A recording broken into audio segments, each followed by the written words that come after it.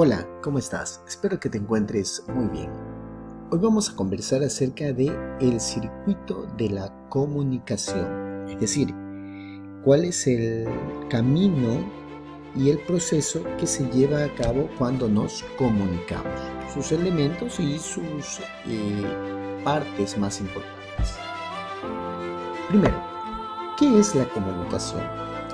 La comunicación es considerada como el acto para establecer contacto entre personas.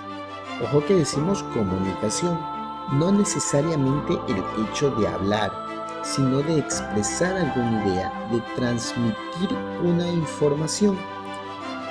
Cuando transmitimos una información, cuando establecemos contacto con otra persona y transmitimos lo que queremos que la persona conozca, nos estamos comunicando. En este circuito de la comunicación intervienen diferentes elementos. Los elementos del circuito de la comunicación aparecen aquí. Son 5. Vamos a mencionarlos y a describirlos brevemente. Primero, el emisor es la persona que da el mensaje de donde sale la información. El que emite la información, el emisor. Ejemplo, en este momento el emisor es el profesor, porque él es el que está dando la información. El receptor es la persona, el individuo a quien le llega la información. En este caso, la información está llegándole a usted. Usted vendría a ser el receptor en este circuito de la comunicación. Entonces, tenemos esos dos elementos. Primero, el emisor, quien emite, quien da desde donde sale la información, y el receptor, que es a donde llega la información. Un tercer elemento es el referente, que se trata precisamente del canal por medio del cual se transmite la información. Este canal puede ser auditivo, visual, escrito o inclusive táctil en el caso del código braille que utilizan las personas no videntes. En el ejemplo que estamos analizando, el referente es auditivo y visual, porque usted está escuchando y está viendo la información. Un cuarto elemento del circuito de la comunicación es el mensaje, es decir, propiamente la información que se está llevando, la información que se está transmitiendo. En este caso, el mensaje son los elementos del circuito de la comunicación. Y un quinto elemento vendría a ser el código, es decir, cuál es la estructura o cuál es la forma en la que se está transmitiendo el mensaje. Por lo general está muy ligado al idioma. En este caso, el código es el español. Podría ser árabe, podría ser inglés, podría ser hebreo, podría ser alemán. El código lo define el idioma en el cual se transmite el mensaje.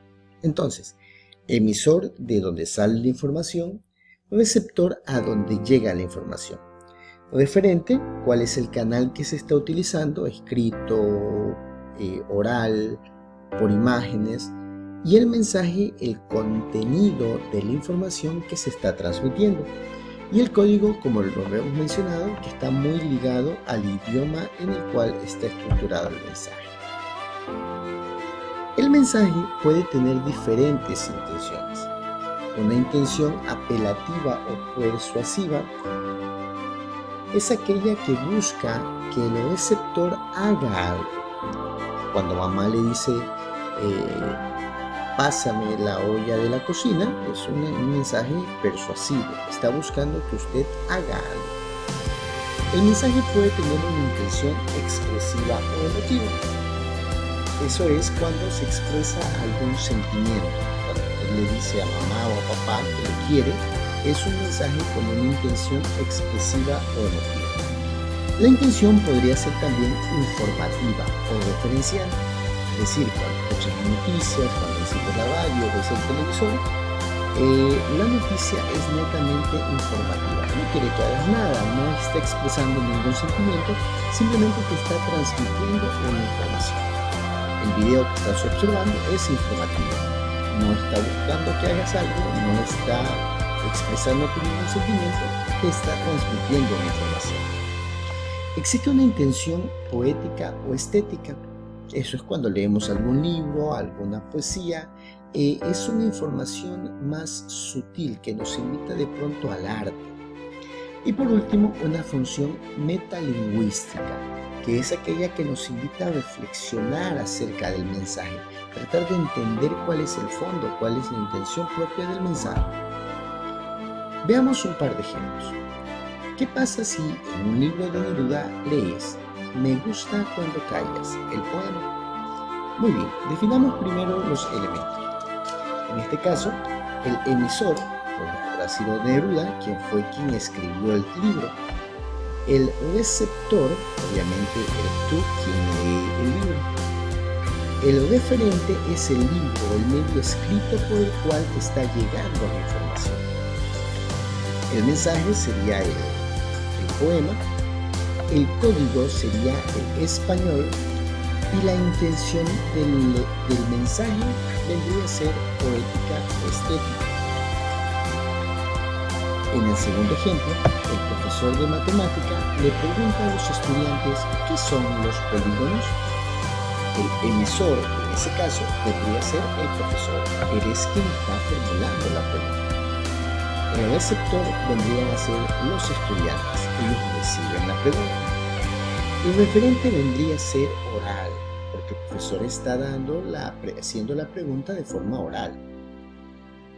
El mensaje sería ¿qué son los polígonos? Y el código sería el español, que es por medio del cual está haciendo la pregunta, o el idioma en el cual se está haciendo la pregunta.